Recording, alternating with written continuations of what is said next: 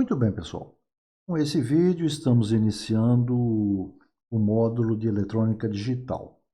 Para efeito de estudo, a eletrônica digital é dividida em duas partes. Os circuitos combinacionais, que é o que vamos abordar nesse início, e posteriormente, em outros vídeos, veremos os circuitos sequenciais. Só para não deixar assim no ar, né? Os circuitos combinacionais são constituídos por portas lógicas, enquanto que os circuitos sequenciais são constituídos por flip-flops. O que são portas lógicas e o que são os flip-flops é justamente o objetivo do estudo desse nosso módulo. Logo mais adiante, veremos como associar essas portas lógicas e esses flip-flops para formarmos circuitos lógicos, esses tais de circuitos digitais, né? Vale ressaltar que, na prática, teremos em muitas situações uma mistura disso, que, para efeito de estudo, estamos classificando como lógica combinacional e lógica sequencial. Mas não se preocupe não, tá? Isso ficará bem claro conforme avançarmos com esse assunto. Vocês perceberão que para implementarmos ou até mesmo analisarmos esses circuitos, será necessário uma série de conhecimentos básicos desses blocos lógicos, né, de que eu acabei de mencionar. Muito bem, nesse primeiro vídeo, iniciaremos com alguns desses conceitos básicos da eletrônica digital, tais como funções e operações lógicas, variáveis, estados ou níveis lógicos, e a partir desse conhecimento já iniciaremos o estudo das portas lógicas. Cada assunto que abordaremos aqui tem um título, né? E nesse primeiro dei o nome de circuitos digitais. Então vamos lá. A eletrônica digital apoia-se no princípio da lógica que considera uma proposição falsa ou verdadeira. Dessa forma, num circuito digital, qualquer elemento pode assumir apenas um de dois estados ou condições possíveis. Como a gente está mostrando aqui, né? Por exemplo, alguma coisa só pode estar ligada ou desligada. Um contato, por exemplo, aberto ou fechado. Uma lâmpada, acesa ou apagada. Um valor de tensão estará alto ou baixo. Você fala, pô, professor, mas não é o normal? Não, né? Vamos pegar, por exemplo, uma lâmpada. Em digital, ou essa lâmpada estará acesa ou apagada. É diferente daquilo que nós vimos lá em eletrônica analógica, não é isso? Lá em eletrônica analógica, a gente inclusive montou circuitos onde a gente consegue controlar o brilho de uma lâmpada, desde totalmente apagada até totalmente acesa. É isso que eu estou querendo dizer. Em digital, isso não existe. Ou ela estará totalmente apagada, ou ela estará totalmente acesa. Isso significa, então, né, pessoal, que se a saída de um circuito digital qualquer for um transistor, esse transistor estará sempre em corte ou saturado. Nunca ele trabalhará na região ativa, como um controlador de corrente ou um amplificador. Assim como a lâmpada que eu acabei de falar para vocês, né? Essa lâmpada estará ou acesa ou apagada. Então não tem como eu controlar a intensidade do brilho dessa lâmpada.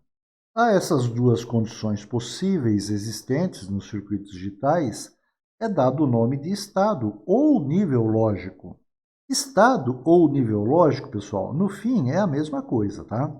Apenas diferenciando quando um ou outro termo é empregado. Por exemplo, nível lógico se adequa melhor quando estamos nos referindo a valores de tensão ou corrente, enquanto estado lógico se adequa melhor ao estado propriamente dito de alguma coisa, como aceso ou apagado, aberto, fechado, quente, frio, claro, escuro, e por aí afora, né?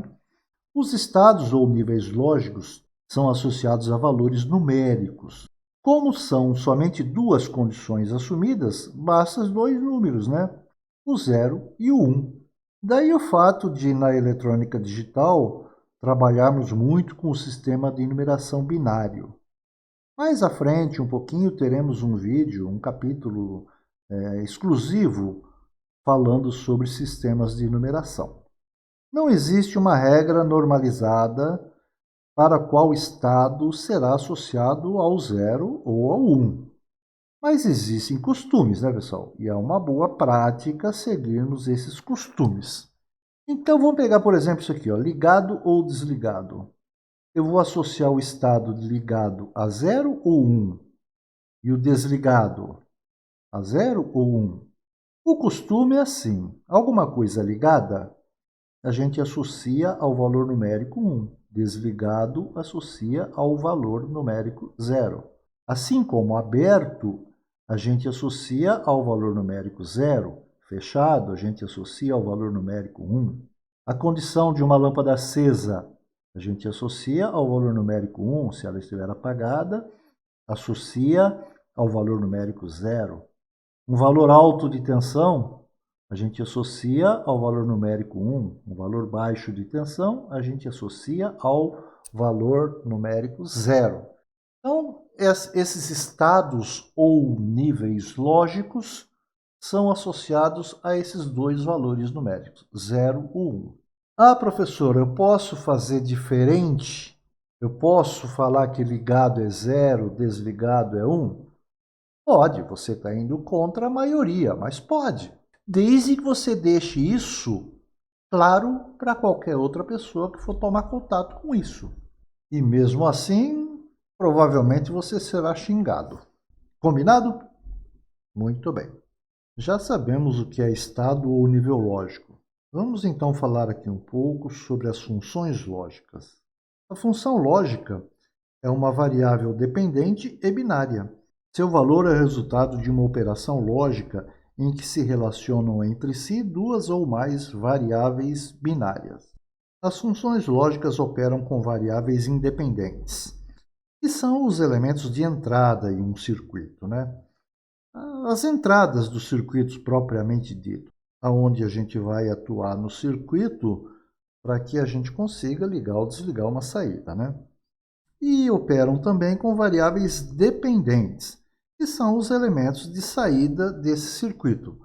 Nós temos aqui dois circuitinhos representados aqui, né?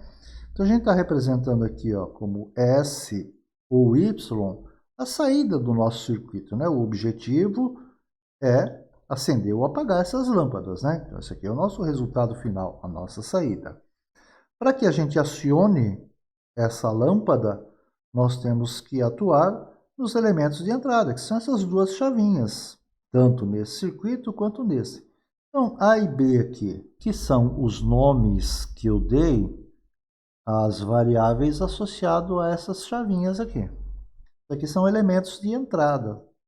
E são independentes, pessoal. As variáveis de entrada são independentes. Por quê? Porque o valor tanto da variável A quanto da variável B depende apenas do estado da chavinha que eu associei a essa variável, tá certo? Isso tanto nesse circuito quanto nesse circuito, né? O que é diferente das variáveis de saída, né, pessoal? Variável de saída, para que o valor dessa variável de saída seja alterado, ou seja, vá para 0 ou vá para 1, o que significa lâmpada acesa ou lâmpada apagada, depende do estado dessas variáveis de entrada. Por isso que a gente diz que as variáveis de entrada são independentes, não depende de nada, só depende do estado da chavinha em que a variável está associada. E o estado da variável de saída depende, então, do estado das variáveis de entrada. Então, temos aqui a representação das funções lógicas. A função lógica desse circuito e a função lógica desse circuito. Eu disse agora há pouco que uma função lógica é o resultado de uma operação lógica. Então, aqui nós temos uma operação lógica. Aqui também. O resultado de S ou o resultado de Y depende dessa operação lógica que a gente tem aqui, ou dessa operação lógica que a gente tem aqui. A gente não sabe ainda o que é uma operação lógica, mas é o que a gente vai ver a seguir. Pessoal, normalmente as variáveis de entrada são representadas por letras maiúsculas, iniciando por A. Então, se eu tiver só uma variável, eu vou falar que aquela minha variável é a variável A. Se eu tiver duas, eu vou falar que eu tenho as variáveis A e B. Se eu tiver três variáveis de entrada, eu vou ter as variáveis A, B, C, D. E assim sucessivamente, como eu disse aqui, né? Mas sempre usando letras maiúsculas. Já as variáveis de saída costumam ser identificadas por S ou por Y. Por isso que eu coloquei dois exemplos aqui, justamente para ilustrar isso aí, tá legal? Pode acontecer de eu ter outras letras identificando essas variáveis de saída? Pode, não é tão comum, mas pode sim. Como eu disse, o valor de uma função lógica depende do resultado de uma operação lógica. Vamos então conversar um pouquinho sobre essas operações lógicas. Na verdade, são três as operações lógicas. Estão descritas aqui, né? Então, temos uma operação lógica chamada produto ou multiplicação lógica, uma outra operação chamada soma lógica e, por fim, uma operação chamada inversão. Essas operações lógicas, elas são efetuadas ou realizadas eletronicamente, né, por circuitos. E esses circuitos são chamados de portas lógicas. São três as portas lógicas, e essas portas lógicas são chamadas de portas lógicas básicas. As portas lógicas, então, que realizam essas três operações aqui, são as portas lógicas básicas. Uma porta lógica que realiza cada uma dessas operações. Dessa forma, nós temos uma porta lógica chamada porta E. Essa porta E realiza a operação produto ou multiplicação lógica. Temos também uma outra porta lógica chamada porta OU, que realiza a operação soma lógica. E a porta não, ou inversora, que realiza a operação inversão, ou negação. Quando a gente fala porta lógica, né, pessoal, é qualquer arranjo físico, ou seja, um circuito, né, capaz de efetuar uma operação lógica. As portas lógicas operam com números binários, ou seja, os dois estados lógicos que a gente já comentou, né, 1 e 0. Pessoal, os sistemas digitais, mesmo os mais complexos, eles são constituídos a partir de portas lógicas básicas, tá? Então, tudo em eletrônica digital, tudo mesmo, tudo que nós vamos ver aqui e mais alguma coisa é feito a partir das portas lógicas básicas. É claro que nós vamos ver outros blocos inúmeros daqui para frente, mas todos esses outros blocos lógicos que nós vamos ver são feitos a partir dessas três portas lógicas básicas. Isso quer dizer que essas três portas lógicas a gente precisa conhecer. Não é difícil, são só três. E uma coisa que é legal, pessoal, é que para a gente trabalhar com as portas lógicas, a gente não precisa interpretar o circuito interno dela. Não, isso nem é mostrado para a gente. Claro que mais para frente nós vamos estudar aí as famílias lógicas, né? As famílias de circuitos integrados que são fabricados, que contêm portas lógicas. Então a gente vai ter uma boa noção do circuito interno de várias portas lógicas. Mas o que eu quero dizer é que para a gente trabalhar com essas portas lógicas, a gente não precisa disso. A gente não vai ficar interpretando o circuito eletrônico dessa porta lógica. E, aliás, o circuito eletrônico de uma porta lógica, ele é feito com muitos daqueles componentes que a gente estudou lá em eletrônica analógica, tá? Então, o circuito de uma porta lógica qualquer vai ter resistores, vai ter diodos, até diodos Zenners e transistores, né? Tem até uns transistores lá meio esquisito, com vários coletores ou com vários emissores. Mas a porta lógica para a gente vai ser um símbolo. A gente precisa saber como ligar as entradas para saber o que a gente vai ter lá na saída e pronto. Vamos falar na sequência um pouquinho sobre cada uma delas. Muito bem. Falamos sobre as operações lógicas e vimos que são três, né?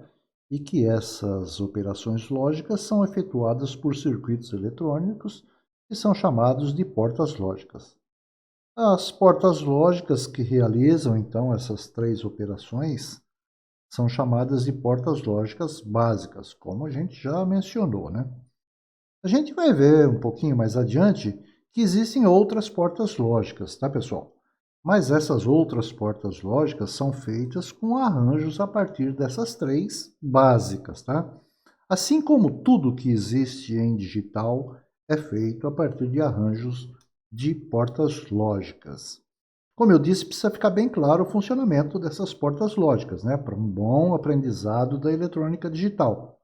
Vamos então falar sobre cada uma dessas três portas lógicas básicas. Inicialmente, vamos começar aí pela porta lógica E. A gente até já comentou que a porta lógica E, ela realiza eletronicamente a operação lógica E, ou produto ou multiplicação lógica. Temos aí uma definiçãozinha, né? A função E é aquela que assume o valor 1 quando todas as variáveis de entrada forem iguais a 1 e assume o valor 0 quando uma ou todas as variáveis de entrada forem iguais a 0. Traduzindo isso aí, né, pessoal?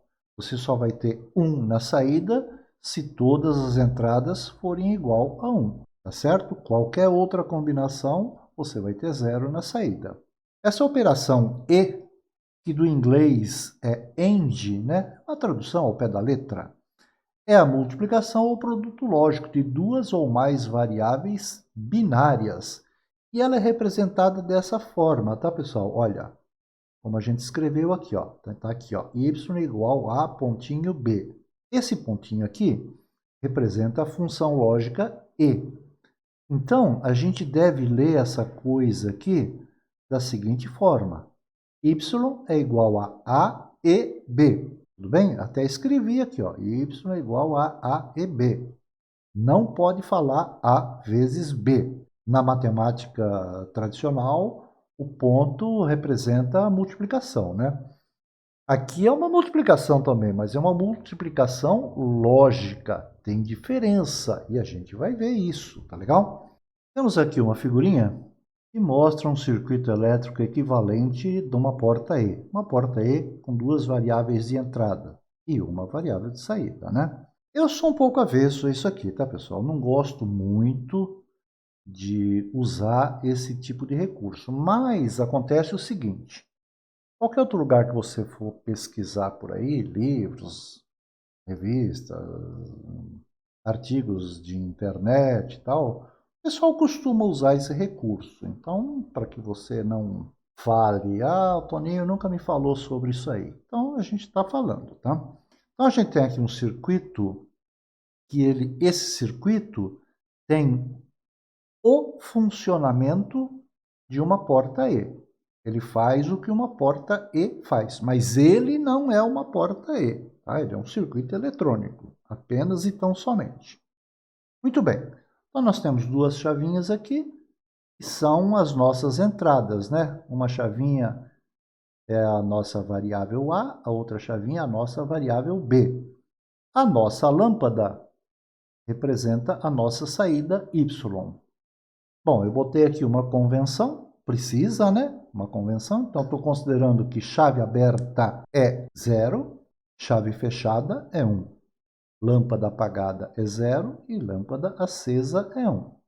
Bom, se nós temos duas chavinhas, nós vamos ter 4 combinações possíveis, né? Olha só, eu posso ter as duas chaves abertas, né? Tanto a A quanto a B. Ou nós podemos ter a chave A fechada e a chave B aberta. Ou a chave A aberta e a chave B fechada. Ou a chave A fechada e a chave B fechada. Só existem essas 4 possibilidades. E analisando aqui o circuitinho, fica fácil da gente ver, né? Se a chave A estiver aberta e a B também estiver aberta, é claro que a lâmpada estará apagada. Se a chave B estiver aberta e a chave A fechada, como a gente pôs aqui nessa combinação, a lâmpada continuará apagada. Se a gente abrir a chave A e fechar a chave B, então A está aberto, B está fechado. A lâmpada continua apagada. Essa lâmpada só vai acender quando a chave A e a chave B estiverem fechadas, né? Então, chave A e chave B fechadas, lâmpada acesa. É o que está escrito aqui, né? Que a saída só será verdadeira, 1 ou lâmpada acesa, quando todas as variáveis de entrada forem verdadeiras ou iguais a 1. Se A for igual a 1, a chave está fechada. Se B for igual a 1, a chave B está fechada. Então, a lâmpada valerá 1, estará acesa. Então, uma porta E faz isso, mas volto a repetir. O circuito eletrônico de uma porta E não tem nada a ver com isso aqui, tá? Isso aqui é um circuito elétrico equivalente, onde o seu funcionamento é igual ao funcionamento de uma porta E. Aqui, a gente está usando a nossa convençãozinha, né, para fazer uma tabelinha. Na verdade, essa aqui é a tabela que representa o funcionamento da porta E. Então, ao invés da gente colocar a posição da chave, né, a gente está colocando aqui o valor da variável. E a gente já sabe que 0 é chave aberta, 1 é chave fechada, né? 0 é lâmpada apagada, 1 é lâmpada acesa. Então, aqui está representado, através de 0 e 1, exatamente o que a gente tem aqui nessa outra tabelinha, tá? É assim que o fabricante mostra para a gente nos seus manuais, pessoal, o que uma porta lógica faz, tá bom? Ele não escreve por extenso o que uma porta lógica faz. Não, ele dá o símbolo, te diz qual é o circuito integrado que tem aquela porta lógica e dá uma tabela verdade para mostrar para a gente o funcionamento. Aliás, tem alguns fabricantes que ao invés de usar 0 e 1, usa as letras H e L. H é high, nível alto, então seria o 1 aqui para a gente, né? E L vem de low, baixo, nível baixo, que seria o nosso 0 aqui da tabelinha. Então, vocês vão encontrar por aí manuais de fabricantes com zeros e uns, e vão encontrar outros manuais de fabricantes aí onde o pessoal usa H e L. É a mesma coisa, tá? Só lembrando que H é high, 1, e L é low, 0. Como eu disse, não está interessando nesse momento o circuito eletrônico de uma porta lógica. Está interessando para a gente é só o seu símbolo. Aqui dentro, claro que isso aqui é formado por um circuito eletrônico, aquilo que eu disse para vocês. Tem resistor, diodos, transistor, né? Acabou aquela chatice de você ficar analisando circuito eletrônico, tá? Isso aqui é lógica, tá, pessoal? É lógica pura. Então, o que a gente precisa saber é o que um trem desse aqui faz, né? Esse aqui é o símbolo de uma porta E de 2 entradas. Tá? É isso aqui. Tá legal? O que isso aqui faz? Isso aqui. Tá? Isso que está nessa tabelinha verdade aqui, tá bom? A simbologia mais usada por aí é essa simbologia dessa norma ASA, que é uma norma americana, tá? Aqui no Brasil, a norma BNT contempla também as portas lógicas, mas o pessoal da área por aí está muito mais acostumado a trabalhar com a norma americana, com a norma ASA, tá bom? A norma ASA, você vai ver que de uma porta para outra muda o desenho, muda um pouco, né? O desenho. Na norma BNT, você vai ver que todas as portas lógicas é um quadrado, um retângulo. O que muda é o que está escrito dentro desse quadradinho, tudo bem? Mas isso não importa. A gente vai usar no decorrer do curso também, como a maioria, os símbolos da norma ASA. Existem portas lógicas com mais entradas? Existem. Eu posso, com 2 portas de 2 entradas, fazer uma porta de 3 entradas. Posso fazer porta lógica de 4 entradas? Posso. Eu posso ir associando portas lógicas de 2 entradas e fazer uma porta lógica com quantas entradas eu precisar. O símbolo de uma porta E de 3 entradas é esse aqui, tanto na norma ASA quanto na norma BNT. Se fosse uma porta de 4 entradas, o símbolo é o mesmo, só que eu teria 4 entradas, né? A, B, C, D. Comercialmente, os fabricantes nos fornecem circuitos integrados com portas lógicas de até 4 entradas. Se eu precisar de uma porta lógica com mais entradas, 5 entradas, 6 entradas, você não vai achar. Existem algumas raras por aí, com aplicação assim muito especial, né, que possui 8 entradas, 10 entradas, mas não é comum. Até 4, com certeza, você acha circuitos integrados à vontade. São bastante comuns. Se você precisar de 5 entradas, 6 entradas, você vai ter que fazer um arranjo como esse aqui. A propósito, lembra da definição, né, de uma porta E? A saída será 1 quando todas as entradas forem 1? Sim. Então, para que Y valha 1, A tem que valer 1, B tem que valer 1, C tem que valer 1. Se eu tivesse uma porta E de 20 entradas, para que o Y valha 1, as 20 entradas teriam que estar em nível lógico 1? Sim. Tá? Se uma delas for para nível lógico 0, a saída já vai para 0. Porque a porta E é assim, né? Se todas as entradas estiverem em nível lógico 1, a saída estará em nível lógico 1.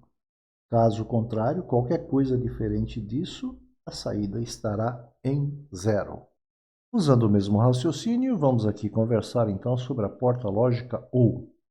Começando aí pela descrição, né? Pela definição, que diz que a função OU é aquela que assume o valor 1 quando uma ou mais variáveis de entrada forem iguais a 1, e assume o valor 0 quando todas as variáveis de entrada forem iguais a 0.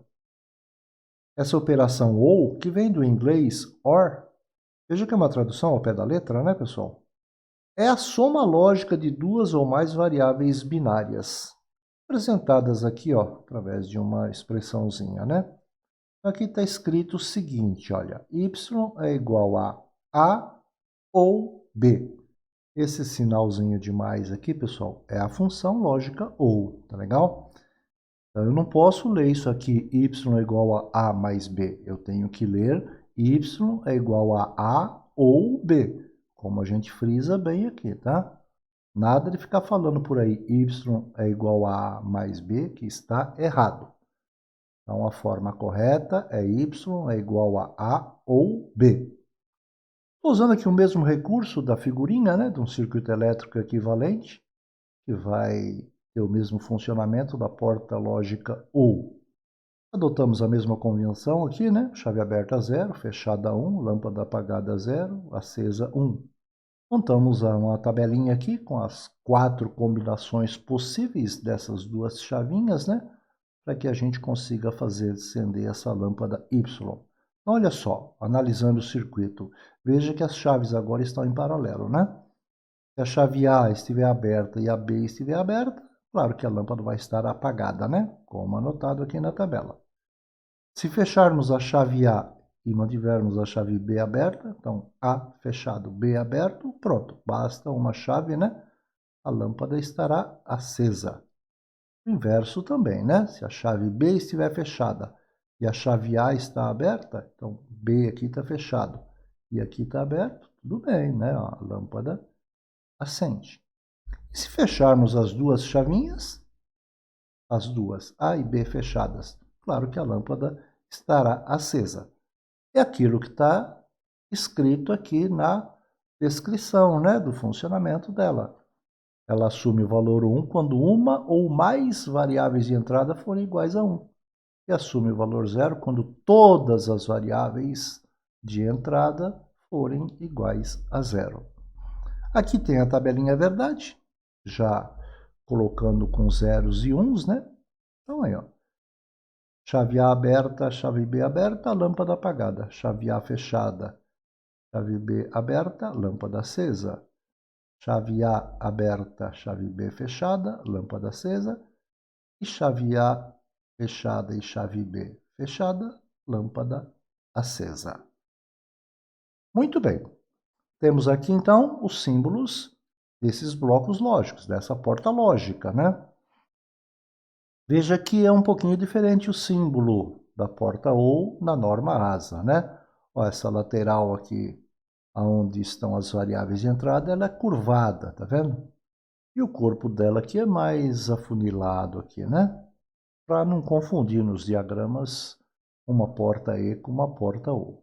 Na norma da BNT continua a mesma coisa, né? Olha só, o quadradinho, a única coisa que muda é o que está escrito lá dentro. Sinal de maior ou igual a 1. Da mesma forma que a gente fez lá na porta E, associando-se portas lógicas, eu consigo criar portas lógicas com mais entradas, né? Então aqui, olha, com a associação de duas portas ou de duas entradas, eu estou criando uma porta ou de 3 entradas, cujo símbolo está aqui, tanto na norma ASA quanto na norma ABNT. Também aqui, né, pessoal, eu disse que os fabricantes fazem circuitos integrados com portas lógicas de até 4 entradas. Então, eu acho para comprar CIs aí que tenha porta lógica ou com 4 entradas? Encontro sim, tá? Existe. Vamos dar uma olhada agora na porta não, ou simplesmente porta inversora, ou ainda somente inversor. Começando, como sempre, pela definição, né? Que a função não, aqui a gente dá os apelidos, né? Ou função complemento, ou ainda função inversora, é aquela que inverte o estado da variável de entrada. Se a variável de entrada for 1, ela se tornará 0. E se a variável de entrada for 0, ela se tornará 1. Então ela inverte, né? O nome já diz, é um inversor. Se eu tiver nível lógico 0 na entrada, vou ter nível lógico 1 na saída e vice-versa, né? Se eu tiver nível lógico 1 na entrada, vou ter nível lógico 0 na saída. Essa operação lógica, inversão, ela é realizada então pela porta não, que no inglês é not, né? Observe que é uma tradução ao pé da letra, né? A porta E é AND em inglês, a porta O é OR em inglês e a porta não é NOT em inglês. Aqui está a sua expressãozinha, né? Y é igual a uma barrinha em cima. A gente pronuncia assim, Y é igual a barrado.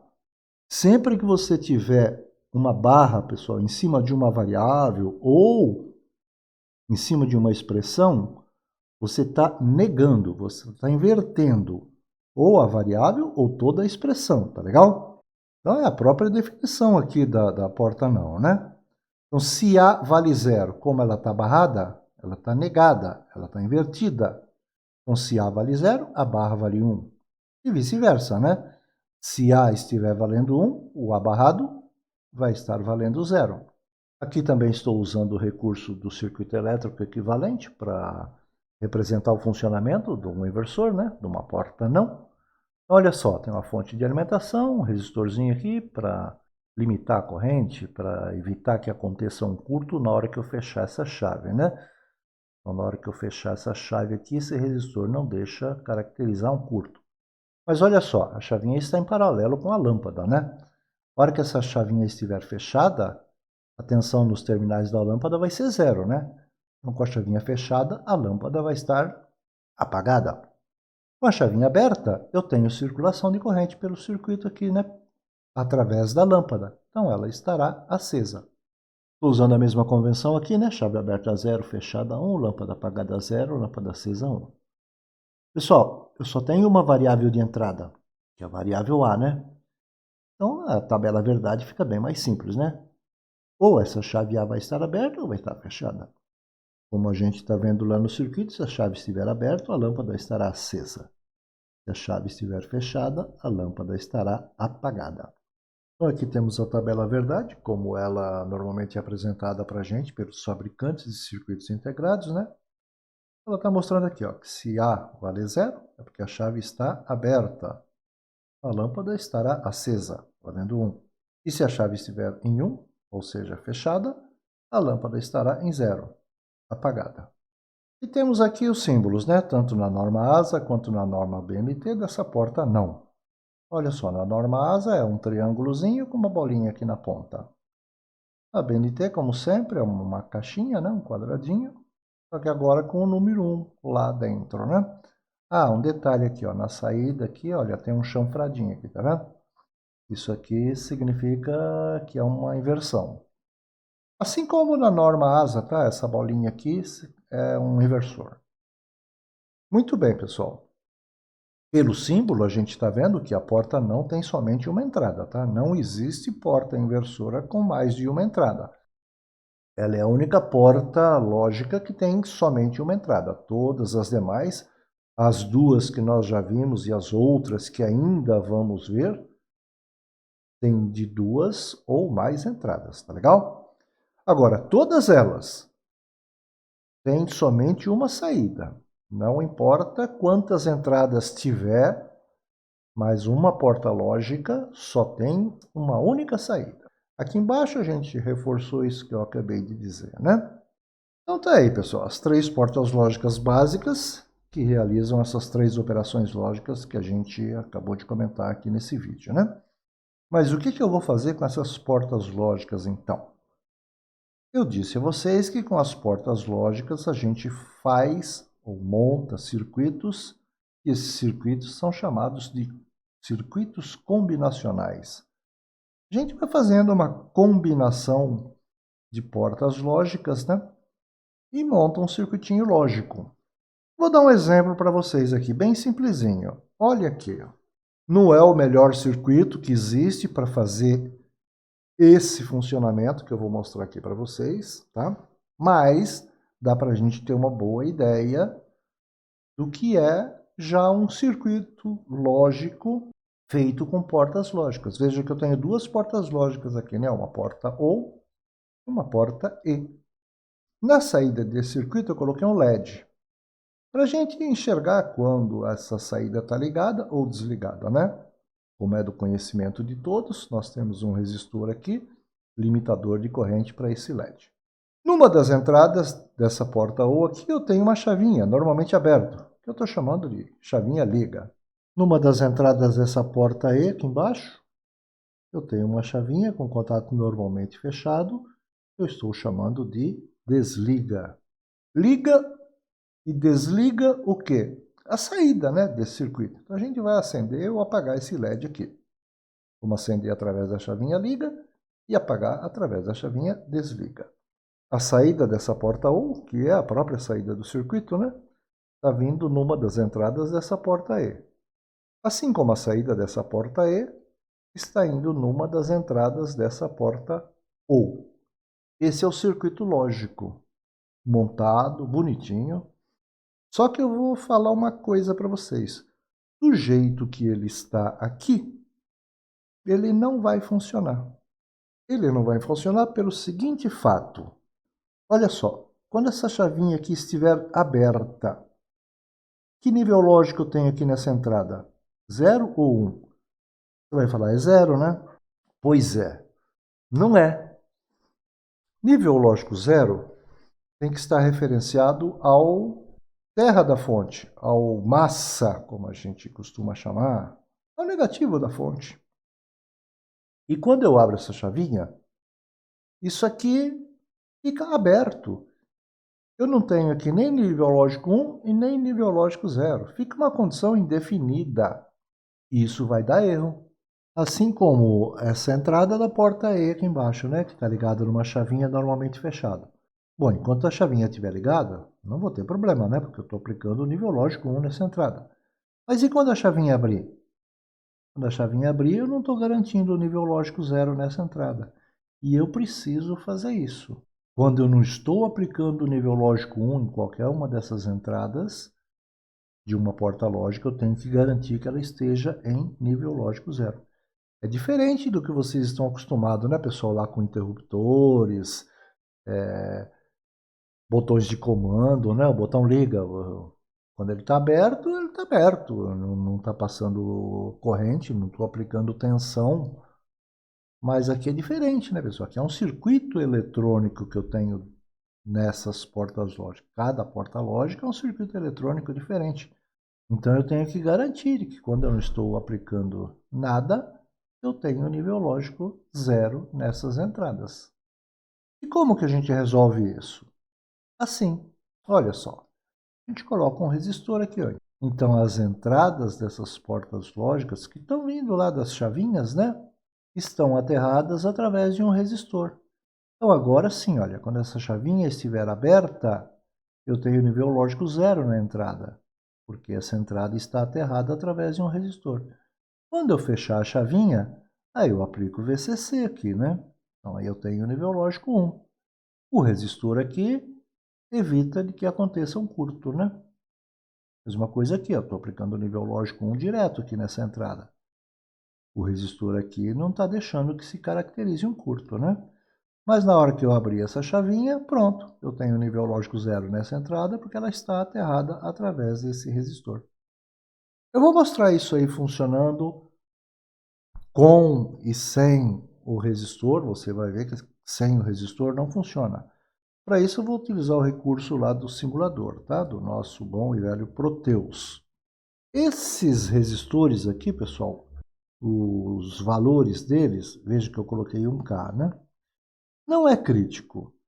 Não é crítico assim, né, pessoal? Eu não devo usar um valor muito baixo de resistor, né? Porque senão, na hora que ele tiver, nem aqui, ó, a chavinha está fechada, ou na hora que eu fechar essa chavinha aqui, ó, isso vai drenar uma corrente muito alta da fonte, né? Se for um valor muito baixo de resistência, eu vou estar drenando desnecessariamente uma corrente muito alta da fonte.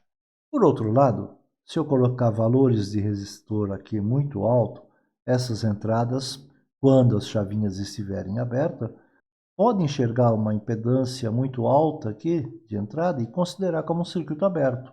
Então vai continuar dando erro, tá legal? Na prática, usa-se resistores a partir de 1K até no máximo aproximadamente 10K. Ah, professor, então posso usar resistores aqui de 1K até 10K? Pode, mas procure usar os dois com o mesmo valor. Ah, vou colocar resistor de 4K7. Pode? Pode, mas coloque os dois de 4K7, tá legal? Fica melhor. Muito bem, mas e como proceder se quisermos montar esse circuito? Para isso, pessoal, eu vou falar aqui um pouquinho assim mais especificamente sobre essas portas lógicas. E o que eu vou falar vale para todas. É as básicas, que a gente está vendo, e as derivadas, que veremos num outro capítulo, um pouco mais adiante. Sabemos que elas, né, essas portas lógicas, são circuitos eletrônicos e que podemos montar com componentes discretos. Aqueles componentes que a gente já estudou lá em analógica, né? Resistor, diodo, transistor e por aí afora, né? Mas na grande maioria das vezes trabalhamos com elas já prontas. Os circuitos que as constituem estão contidos em circuitos integrados, que são fabricados e distribuídos fartamente no comércio de componentes eletrônicos. O que estou pretendendo aqui é dar uma ideia geral de como trabalhar com essas portas lógicas, essas contidas nos circuitos integrados, né, e já prontas para uso. Existem circuitos integrados, pessoal, que têm em sua estrutura circuitos analógicos, outros com circuitos digitais e outros com circuitos híbridos, né, que é uma mistura de analógico com digital. Principalmente os digitais, esses CIs são agrupados por tecnologia de fabricação e características elétricas de seus circuitos internos. Aos CIs que são fabricados com a mesma tecnologia e possuem, portanto, as mesmas características elétricas, disse que eles pertencem à mesma família. Atualmente existem duas grandes famílias de circuitos integrados digitais, a família TTL e a família CMOS. Estudaremos aí mais adiante, mais profundamente, as características dessas famílias de circuitos integrados. Só adiantando que dentro dessas duas famílias existem algumas variações entre os circuitos que as constituem, e isso é classificado como subfamília. Para trabalhar então com essas portas lógicas, precisamos recorrer às folhas de dados dos circuitos integrados, que são fornecidas pelos fabricantes, as tais de datasheets. Mas e como saber qual CI contém determinado tipo de porta lógica? Hoje em dia é bastante fácil, né, com o recurso da internet. Basta dar uma procurada em qualquer site de busca que teremos várias respostas rapidamente. Desde os sites dos fabricantes até sites voltados ao comércio de componentes eletrônicos, que procuram facilitar a nossa busca para melhorar suas vendas, obviamente. Existem também ferramentas de buscas próprias para componentes eletrônicos. O All Datasheet é um bom exemplo desses buscadores. Eles se definem como sendo o aplicativo de busca e download de PDFs, né, que contém o maior número de folhas de dados para peças eletrônicas e semicondutores no mundo. E acho que é mesmo, né? Já utilizei muito o All Datasheet. E ainda dão informações de preços e de distribuidores. Mas é bom que saibam que, como qualquer site de busca, o que será retornado será qualquer coisa parecida com o que foi inserido no critério de busca. Por vezes será necessário que refinemos esse critério de busca para que não retorne tantas informações que não tenham nada a ver com o desejado. Mas já houve época, pessoal, antes da internet, né, em que só existia material impresso e vivíamos na dependência de publicações de livros e revistas ou das datasheets fornecidas pelos fabricantes. Normalmente as datasheets de CIs ou componentes de uma mesma tecnologia, né, eram agrupados e encadernados, formando assim os databooks, livros de dados traduzindo livremente, né, e que eram comercializados até mesmo pelos fabricantes de componentes eletrônicos e por um bom valor. Hoje em dia, tudo mais fácil, né? A gente pode fazer os nossos databooks eletrônicos gratuitamente, baixando e agrupando as datasheets em arquivos PDF. Os fabricantes disponibilizam todos os datasheets de todos os seus componentes ou circuitos integrados gratuitamente. Bem, mas como eu disse, se a gente for montar esse circuito aqui, nós vamos precisar de uma porta OU e de uma porta e ambas com duas entradas. Então nós precisamos saber qual o CI que contém a porta OU e qual o CI que contém a porta E. Como eu disse, use aí um buscador qualquer, seja próprio para eletrônica ou não, e você vai conseguir chegar nessa informação. Se você tiver um pouquinho de paciência e der um pouquinho de sorte, pode até encontrar tabela como essa aqui que eu fiz, e tem uns filhos de Deus por aí que disponibilizam na internet para gente. Então fica fácil da gente encontrar o CI ou os CIs que vão servir para a nossa montagem, né? Essa aqui que eu fiz, já fiz até já traduzida, né? Já com o nome em português do que esse CI contém. Bom, essa tabela consiste no código, é o código do CI, e a descrição, o que ele é. Nesse código aqui, pessoal, tem algumas variações que a gente ainda vai estudar mais para frente. Eu disse que nós vamos falar sobre famílias lógicas, subfamílias, né? Então lá a gente vai ver. E entre esses números aqui, ó, 74 qualquer coisa, eu posso ter umas letrinhas aqui, tá? A gente ainda vai ver o que significa essas letrinhas. Assim como antes do número, pode ter letras diferentes também que diferenciam os fabricantes. Mas isso é um assunto mais para frente. Por enquanto, o que está interessando para a gente é isso. Os circuitos integrados dessa família TTL de uma série chamada 74. A gente vai ver que existe uma outra série também dessa família TTL. A gente sai procurando aqui na descrição o que a gente precisa. A gente precisa de um circuito integrado que contenha a porta E. A gente vai olhando aqui, opa, o 7408. Esse 7408 é um circuito integrado que possui 4 portas E de 2 entradas. Serve para a gente? Serve. A gente precisa de uma porta E de 2 entradas, né? Precisamos também de um circuito integrado que contém a porta OU de 2 entradas. Vamos continuar vendo a nossa lista aí para ver qual é. Então, descendo aqui a nossa lista, olhando aqui bonitinho, a gente vai encontrar o 7432. Olha só, o 7432 é um circuito integrado que contém 4 portas ou de 2 entradas. Atende à nossa necessidade? Sim, precisamos de uma porta ou de 2 entradas. Então, esse CI é o que serve para a gente, é o que interessa para a gente. Então, escolhemos aqui já os 2 circuitos integrados que a gente vai precisar para montar o nosso circuito. Como já sabemos quais são os CIs que nós vamos usar, para a montagem desse circuito, vamos anotar aqui então no nosso diagrama os CIs que nós encontramos. Então nós vimos que vamos precisar usar o CI 7432, que contém porta OU de 2 entradas, né? E que nós vamos precisar do CI 7408, que contém portas E de 2 entradas. Mas quando escolhemos esses circuitos integrados, o 7408 e o 7432, vimos lá na descrição, na listinha que a gente localizou eles lá, né? Que o 7408 possui 4 portas E de 2 entradas. E o 7432 possui 4 portas OU de 2 entradas. Bom, se cada um deles possui 4 portas lógicas, a gente só precisa de uma de cada CI. Que porta lógica a gente pode utilizar dessas 4? A que a gente quiser, tá legal? Mas para a gente escolher direitinho a porta lógica, eu preciso saber quais são os pinos, né? Por exemplo, se eu quero usar a porta 1 desse circuito integrado, tenho que saber quais são os pinos do CI que constituem essas 2 entradas e essa saída. E a mesma coisa para a porta E. Quais são os pinos do 7408 que são entradas ou que são saídas? Isso a gente precisa ver no datasheet.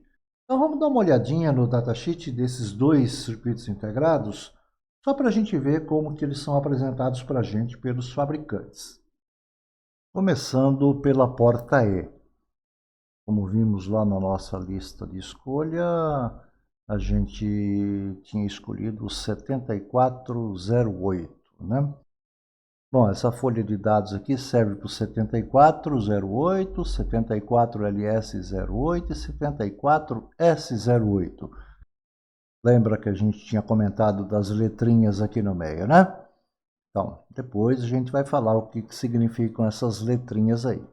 Essa folha de dados aqui também contempla os CIs da série 54. Então, nós temos 5408, 54LS08 e 54S08. É uma outra série dos circuitos integrados da família TTL, tá, pessoal? Essa série 54 era chamada de série militar. Na verdade, a série 54 e a série 74, elas são iguaizinhas em termos de funcionamento, pinagem, elas batem 100%. O que diferencia uma da outra é temperatura de funcionamento e tensão de alimentação. Enquanto na série 74 a tensão de alimentação é de 5 volts, mais ou menos 5%, a série 54 são 5 volts, mais ou menos 10%. Então a gente tem uma faixa um pouco maior de trabalho aí quanto à tensão de alimentação. E quanto à temperatura de trabalho, a série 54 vai desde 55 graus Celsius negativos até 125 graus Celsius positivo. Enquanto que a série 74 trabalham com temperaturas de 0 graus até 70 graus Celsius. Basicamente, são essas duas características que diferenciam a série 54 da série 74. Veja que isso aqui é uma datasheet da Texas Instruments. O código começa com SN, né? Tanto na série 54 quanto na série 74. Ele informa também para a gente aqui, né, pessoal, nesse datasheet, que esse circuito integrado possui 4, aqui ó, quádruple, 4 portas E, AND gates, de 2 entradas na lógica positiva. Então esse CI contém 4 portas E de 2 entradas. Essa lógica positiva e essa lógica negativa que existe, a gente vai comentar um pouquinho mais para frente, tudo bem? Mas a princípio, na lógica positiva é o normal que a gente conhece até agora, tá? Nível alto de tensão é 1, nível baixo de tensão é 0. A lógica negativa é o inverso disso, tá? Olhando aqui no desenho, né? Nas pinagens ele diz o seguinte, olha, que o pino 1 é 1A. O que significa isso aqui? significa que o pino 1 é a entrada A da porta 1. Pino 2, 1B. Então, esse pino 2 é a entrada B da porta 1. Pino 3, 1Y. Então, esse pino 3 é a saída Y da porta 1. E assim vai, né? O pino 4 é a entrada A da porta 2. Pino 5, entrada B da porta 2. Pino 6, saída Y da porta 2. E do lado de cá, as entradas e as saídas das portas 3 e 4. Pino 14, alimentação positiva, mais VCC. Pino 7, alimentação negativa, GND, terra. Esse CI, ele é fornecido também com outros encapsulamentos, né? Desse tipo aqui. Mas nós vamos trabalhar só com esse aqui, tá? Só com o DIP, Dual Inline Package. Aí ele mostra a tabela verdade disso aí, o símbolo desses bloquinhos.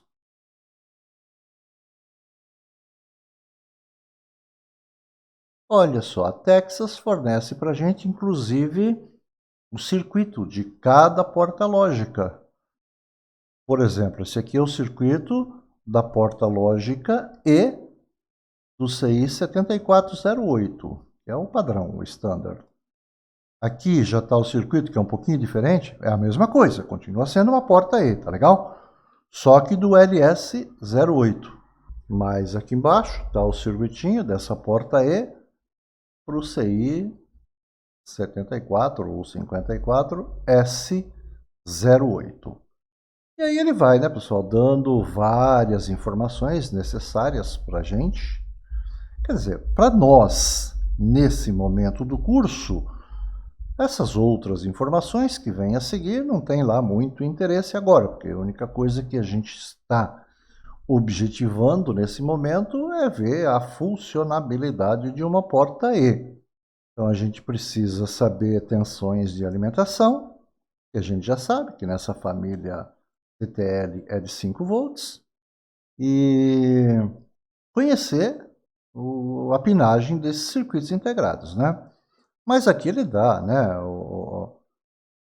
os valores máximos de operação no que se refere à tensão, temperaturas, né? Condições de operação recomendadas quanto à tensão, corrente, temperatura e uma série de características elétricas, né? Bom, de todas as características elétricas. Nós vamos falar mais aprofundadamente sobre esses outros parâmetros dos circuitos integrados um pouquinho mais para frente, tá? Um outro assunto que a gente vai ver aí. Tá? Por enquanto, isso aí não é muito interessante. Eu estou só mostrando a folha de dados do fabricante para a gente ter uma ideia das informações que eles fornecem para a gente, né? Características de chaveamento, vamos ver isso aí, tem a ver com o tal de tempo de propagação dos circuitos integrados, né? E assim vai. Ele traz várias tabelas que parecem que são a mesma, mas não, né? Para cada tipo, né? Para cada subfamília, ele bota aí uma tabelinha dessa aqui. Então, bastante informações, a folha de dados acaba ficando grande, né? E olha só, ele traz várias informações, né, de embalagem, armazenamento, encapsulamento, né?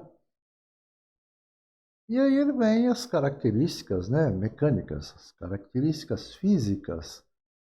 E é importante para os projetistas, né, que vão projetar as plaquinhas onde esses circuitos integrados vão ser soldados, né?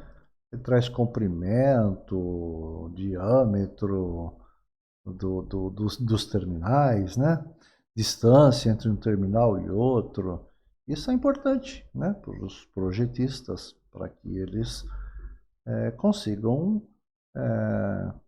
adequar direitinho, né, a furação lá da placa de circuito impresso para o componente encaixar direitinho e poder ser devidamente soldado.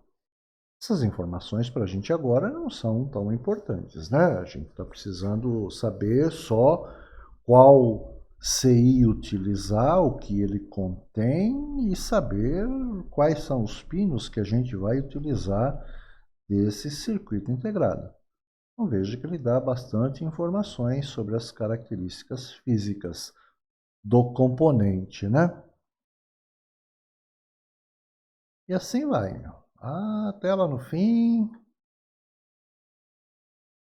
onde ele vai entrar com os dizeres legais, né, da empresa, e pronto, né? Mas nós vamos ter que usar esse circuito integrado, então, para montar o nosso circuitinho proposto, né? Então, ele contém 4 portas lógicas e qual delas eu uso? Aqui eu escolher. Então, a gente escolhe uma porta dessas 4 que ele contém e utiliza ela. Pronto. Então, olha só, nós vamos trabalhar com a primeira porta, tá? A porta 1, onde o pino 1 é a entrada A dessa porta E, o pino 2 é a entrada B e o pino 3 é a saída. Bom, a gente tem aqui, né, pessoal, 4 portas E. Então, são 4 circuitos eletrônicos e esses circuitos são independentes, tá legal? A única coisa que é comum entre esses 4 circuitos é a alimentação.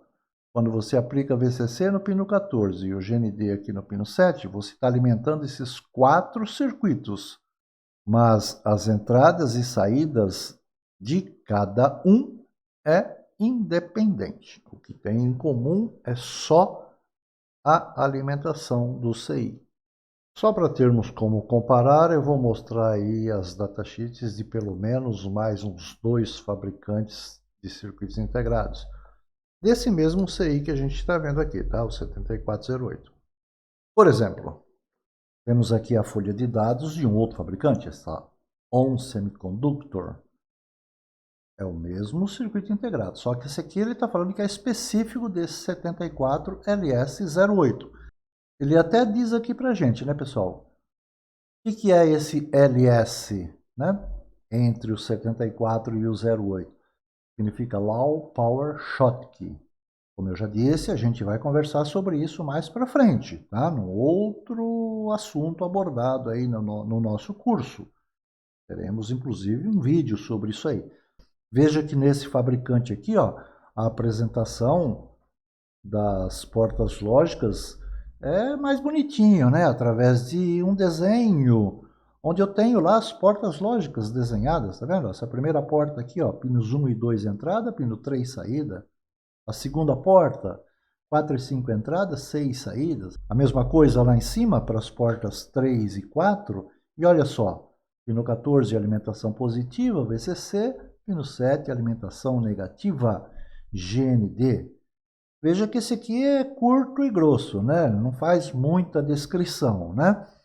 Ele dá a disposição das portas, esse CI contém, e aí ele já vem com valores de faixas de operação, valores de tensão, temperatura, né? E correntes, e parte já para características elétricas, né? Dá todos esses valores. Nós precisamos agora dessas informações? Não, né? Não. Mas a gente só está dando uma passada aqui pelas datasheets só para ver como que esses fabricantes apresentam para a gente, né? Veja que tem uma diferença, sim, não tanto no conteúdo, mas mais assim na forma, no visual de como a coisa é apresentada, né? Mas todos eles têm que trazer as informações básicas de que a gente necessita. Vamos dar uma olhada aqui no outro fabricante. Então tá aqui, olha, a Fairchild, pronunciando corretamente é Fairchild. É o mesmo, né? O 7408. Veja que a Fairchild já usa uma forma diferente, né, de identificar. Olha só, as letrinhas iniciais já são diferentes. Aqui é DM, né? Na Texas e a ON Semiconductor era SN, né? O que vem dos 74 até lá no fim é igual em todos, tá? Então, se eu tenho um CI 74LS08 desse fabricante, da Fairchild, ele vai ser igualzinho aos CIs 74LS08 fabricado pela Texas, pela ON Semiconductor ou qualquer outro fabricante. Apesar das letrinhas aqui na frente mudarem, mas essa letrinha aqui só me identificam o fabricante. Então, se aqui começa com DM, a gente viu que no Texas e no ON Semiconductor começa com SN. Mas eu posso tirar um DM74LS08 e colocar no lugar dele um SN74LS08? Posso. De novo, ele descreve aqui, né? Quad, 4 portas AND e 2 entradas. Dá uma rápida descrição, né? Código para compra, né? De acordo, muda umas letrinhas no final também do código, e essas letrinhas finais do código aqui tem a ver com o tipo de encapsulamento, tá? Também ele dá um desenho aqui para mostrar as portas lógicas, já é um desenho um pouco mais simples, né? Tabela verdade, e aí vem o resto, tudo igual, né? Valores máximos de funcionamento, condições recomendadas de operação e características elétricas, né? Características de chaveamento também, vamos falar sobre isso aqui um pouco mais para frente, isso aí tem a ver com aquelas letrinhas lá, tá? Que estão no meio do número. Aí, características físicas, né? Menções, que é importante para os projetistas, né? Então, dá para a gente ver que, basicamente, todos os fabricantes apresentam a coisa do mesmo jeito, né? Então, só recapitulando aqui, lá no nosso diagrama, nós vamos usar essa primeira porta aqui, né? Pino 1 e 2 entradas, pino 3 saída. Tá legal? Mas antes da gente voltar lá para o diagrama e colocar essa informação, vamos dar uma olhadinha no datasheet do circuito integrado que contém a porta OU. Muito bem, está aqui, circuito integrado 7432. Essa datasheet aqui também serve para o 7432, o LS32 e o S32, assim como para os da série 54, tá? Ele diz aqui quádruplo, então são 4 portas OU e 2 entradas, também na lógica positiva, tá? É o que ele dá para a gente, né? E os pinos 1 e 2 são as entradas A e B da porta 1, e o pino 3 é a saída Y da porta 1. 4 e 5, entradas A e B da porta 2, 6, saída Y da porta 2. E assim vai, né? 9 e 10 são entradas da porta 3, 8, saída da porta 3. 12 e 13 são entradas da porta 4, pino 11, saída dessa porta 4. É a mesma coisa, né? Pino 14, VCC, pino 7, GND. Pino 14, alimentação positiva, pino 7, o terra, o 0 volt da fonte. E o resto é tudo igual, né? Uma descrição do funcionamento da coisa, vê que só muda os dizeres aqui, o desenho, o resto é a mesma coisa. A tabela verdade, outro tipo de encapsulamento, representação, né? Os símbolos dessas portas de acordo com a norma ANSI, e aí vai, né? Os circuitos internos, bem parecido, né? Aí, recomendações das condições de operação e características elétricas, e vai embora. Lá no fim ele vai te dar as características mecânicas e assim, tá? Os datasheets funcionam sempre assim, certo? Então, só para a gente fixar, a gente vai usar a primeira porta aqui também, D67432, tá? Então, 1 e 2 entrada, 3 a saída. Registrado? Muito bem. Vamos voltar lá então para o nosso diagrama e colocar essas informações lá. Então tá aqui, de volta ao nosso diagrama, né? Vamos colocar aquelas informações lá então que a gente acabou de buscar nas folhas de dados desses dois circuitos integrados. A gente viu que vamos usar a primeira porta, né, do 7432, os pinos 1 e 2 são as entradas e o pino 3 a saída. Mesma coisa no 7408, vamos usar a primeira porta, né? Então os pinos 1 e 2 são as entradas e o pino 3 a saída. E agora, de posse disso, é só montar o nosso circuito. Vai ficar sobrando um monte de pino? Vai. Uma coisa importante, pessoal, é que a gente está mostrando aqui só o diagrama lógico, né? Mas vocês se lembram que eu preciso alimentar o circuito integrado, né? Isso não está mostrado aqui no diagrama. Nos primeiros ensaios que a gente for montar no laboratório, a gente vai insistir para que vocês coloquem, até no desenho, os pinos de alimentação nos circuitos. Mas isso não é usual, tá? Isso é só para fixar.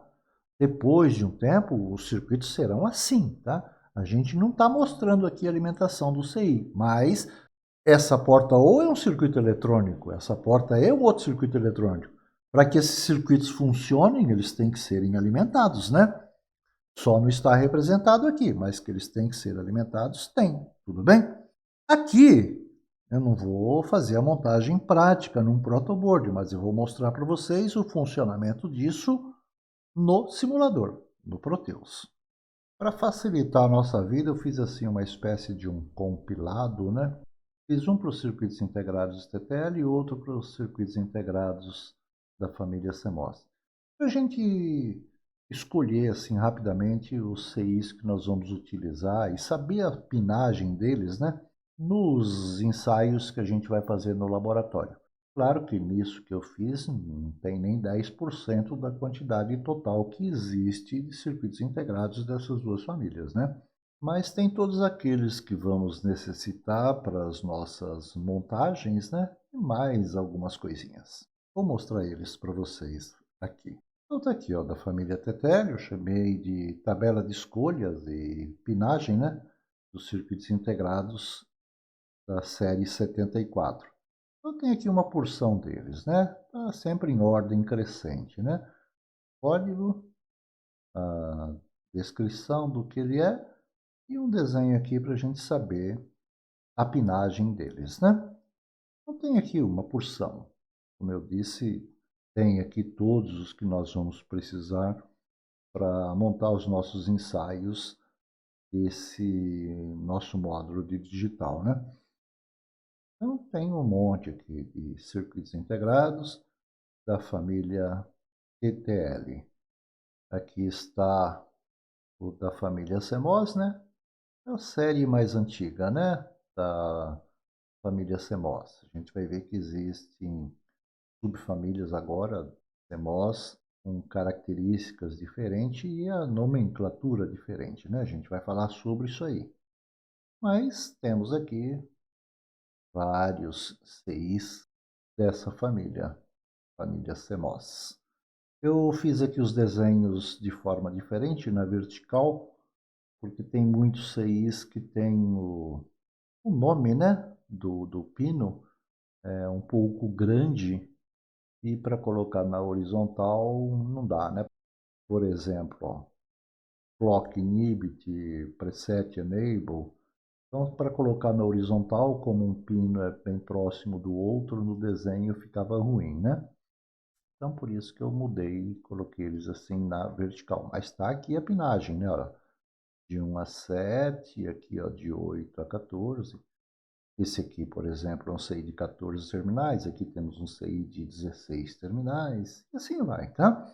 Então, isso aqui está impresso, encadernadinho, fica lá no laboratório à disposição de vocês.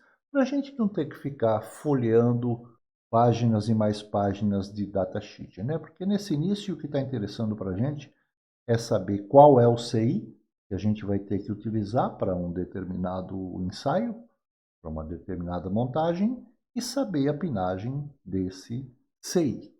Muito bem, então está aí o nosso circuitinho montado no simulador, prontinho para ser testado. Vamos ver então se acontece tudo aquilo que eu acabei de comentar com vocês. Para quem não tem muito contato com esse simulador, que é do Proteus, né? Esses quadradinhos azuis indicam nível lógico 0, tá bom? E os quadradinhos vermelhos indicam nível lógico 1. Então, quadradinho vermelho tem tensão alta, quadradinho azul tem tensão baixa. 0 e 1. Então aqui, como a chavinha está aberta, eu estou aplicando o nível lógico 0 na entrada dessa porta OU. Essa chavinha, como é normalmente fechada, eu estou aplicando o nível lógico 1 na entrada dessa porta E.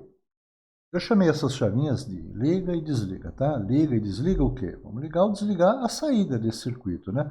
E na saída desse circuito eu coloquei um LED, né? Para a gente ficar monitorando o estado de ligado ou desligado. Aqui temos o resistor limitador para o nosso LED, né? E aqui aqueles dois resistores que eu comentei com vocês, eles são necessários para garantir que quando a chavinha estiver aberta, a entrada esteja em nível lógico 0. Legal? Sem esses resistores, eu vou mostrar daqui a pouco para vocês, vocês vão ver que essa entrada fica numa condição indefinida. Normalmente ela assume nível lógico 1. Bom, mas o circuito está aí na condição de repouso, né? Veja que a saída está desligada, tanto que o LED está apagado, né? Esse nível lógico 0 que eu tenho aqui na saída está sendo aplicado numa das entradas da porta E. Como nas entradas dessa porta E, uma está em nível 0, a outra está em nível 1, a saída dela só pode estar em nível 0, correto?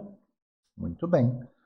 Só que esse nível lógico 0 da saída dessa porta E, eu estou aplicando numa das entradas dessa porta OU. Eu tenho 0 e 0 nessa porta OU, sai 0. Nessa condição, eu tenho 0 e 1 na entrada dessa porta E, sai 0. Fica nisso. Essa condição é estável, não muda. Se eu ligar a chavinha, eu chamei de liga, eu vou aplicar nível lógico 1 nessa entrada? Vou. Se eu aplicar nível lógico 1 numa das entradas de uma porta OU, eu já vou ter nível lógico 1 na saída? Vou. Então, basta eu ligar essa chavinha aqui, ó, eu aplico o nível lógico 1 nessa entrada, vou ter nível lógico 1 na saída.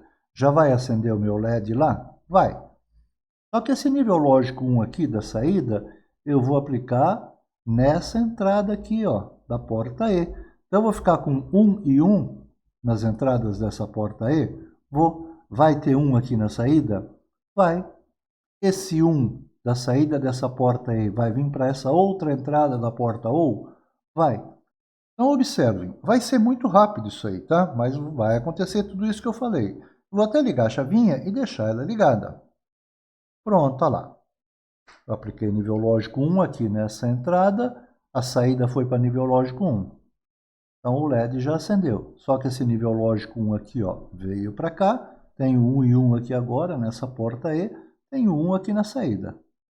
Esse 1 veio aqui para essa entrada, 1 e 1 na porta ou continua saindo 1 na saída. Se eu desligar essa chavinha, eu vou mandar nível lógico 0 nessa entrada? Vou. Mas essa saída vai continuar ligada? Vai, porque uma das entradas está com nível lógico 1. E enquanto essa saída estiver ligada, eu estou aplicando 1 nessa entrada. Como eu já tenho 1 na outra, a saída também estará em 1. Eu vou estar aplicando 1 nessa entrada aqui. Então, essa coisa, mesmo que eu desligar a chavinha, vai permanecer com sua saída ligada. Ah lá, vou desligar a chavinha. Pronto, desliguei a chavinha. Aqui foi para nível lógico 0, mas olha só, a saída continuou em nível lógico 1. Agora, para que eu desligue essa saída, eu preciso mandar nível lógico 0 aqui. E como que eu mando o nível lógico 0 aqui? Mandando o nível lógico 0 na saída dessa porta aí. E aqui só tem um jeito, né? Se eu abrir essa chavinha. Se eu abrir a chavinha, desliga. Aí eu vou mandar 0 aqui? Vou. Estou mandando 0 aqui, vou ter 1 e 0, vai sair 0. Aí esse 0 na saída dessa porta aí vai vir para essa entrada. Aí eu vou ter 0 e 0 aqui, vai sair 0 aqui. Esse 0 aqui vai vir para essa entrada aqui da porta E. Aí eu vou poder soltar a chavinha de novo? Vou. Então observe, vou desligar essa chavinha. Pronto, olha só. Mandei 0 para cá. Se eu mandei 0 para cá, foi 0 aqui para a saída. Esse 0 veio para cá. Aí deu 0 e 0 aqui nessas entradas. Veio 0 para essa saída. Apagou o LED. esse 0 veio para essa outra entrada da porta E, normal. 0 e 0 aqui, sai 0 aqui. 0 e 0 aqui, sai 0 aqui. Posso voltar a chavinha desliga na posição normal dela? Posso, olha só. Voltou a ter nível lógico 1 aqui nessa entrada, mas 0 e 1 continua saindo 0. Fica nisso. Então, se eu der um pulso nessa chavinha, eu ligo a saída. Liga e fica ligado. Olha lá, tem um pulso, ligou. Acabou. Se eu der um pulso aqui na chavinha desliga, eu vou desligar a minha saída? Vou. Olha lá, só um pulso, rapidinho. Desliga e fica desligado. Então, simples, né? Liga, desliga. Agora, eu disse que esses resistores aqui são necessários, né? Eu vou tirar esse aqui, só um deles eu vou tirar, só para você ver. Pronto. Vamos colocar o circuito para rodar de novo. Olha só, pessoal, liguei o simulador de novo e observe só. A nossa chavinha aqui está aberta, mas olha só, a chavinha aberta, a entrada aqui está reconhecendo como nível lógico 1. Tanto que a sua saída já está ligada. Olha lá, o LED aceso. Saída ligada, está mandando 1 para cá. 1 e 1, sai 1 aqui, vem 1 para cá. Não prestou, né? Porque com a chavinha aberta, essa entrada aqui tinha que estar reconhecendo o nível lógico 0. E é aquilo, se você não tiver um resistor ligando para o terra, essa entrada não vai reconhecer nível lógico 0. Fica um circuito com funcionamento completamente errado. Olha, eu não consigo nem desligar a minha saída. Vou abrir a chavinha aqui, ó. Olha lá. Abri a chavinha. Não adianta, né? Porque está vindo o nível lógico 1 direto aqui, ó. Posso voltar a fechar, a chavinha desliga aqui, ó. Não acontece nada. Tá vendo a importância desses resistores? E esse resistor eu preciso desse aqui, que eu tirei, e desse aqui, né? Vamos fazer o inverso agora. Vamos voltar aquele resistor que estava lá e eu vou tirar esse. Pronto. Vamos ligar o circuito agora. Veja que eu mantive esse aqui e tirei o aqui da chavinha desliga. Vamos ligar esse negócio. Opa, agora eu consegui ligar. Legal. Muito bom. Vamos desligar? Não desliga. Tá vendo? Ó, vou deixar a chavinha aqui aberta direto. Não desliga. Não desliga, porque essa entrada fica reconhecendo o nível lógico 1 direto, tanto com a chave aberta quanto com a chave fechada. Então, se a saída aqui está ligada, eu tenho o nível lógico 1 e esse aqui não muda, 1 e 1 vai continuar saindo 1 aqui. Enquanto eu tiver 1 aqui, eu tenho 1 nessa entrada e a minha saída continua ligada e pronto. Perceberam a importância desses resistores? São de fato de extrema importância. Vou voltar no que estava. Pronto. Agora com os dois resistores funciona perfeitamente, né? Ligo a hora que eu quiser, desligo a hora que eu quiser. Certo? Olha lá. Professor, mas por que o senhor colocou o resistor só numa entrada dessa porta OU e só numa entrada dessa porta E? As entradas que estão vindo da saída de uma outra porta lógica, tipo essa aqui, essa entrada dessa porta OU, está vindo da saída dessa porta E. E essa entrada dessa porta E está vindo da saída dessa porta OU. Então, nessas entradas, eu não preciso desse resistor, porque as saídas de qualquer porta lógica ou estarão em nível lógico 0 ou estarão em nível lógico 1. Não tem outra condição. Não se esqueça que as portas lógicas são circuitos eletrônicos que soltam em sua saída ou nível lógico 0 ou nível lógico 1, diferentemente de uma chavinha, né? Aí quando você tiver uma chavinha, um contato qualquer numa entrada, aí sim você precisa garantir esse nível lógico 0 através desses resistores. Muito bem, espero que tenha dado entendido isso que eu tentei demonstrar aqui e nos vemos num próximo vídeo.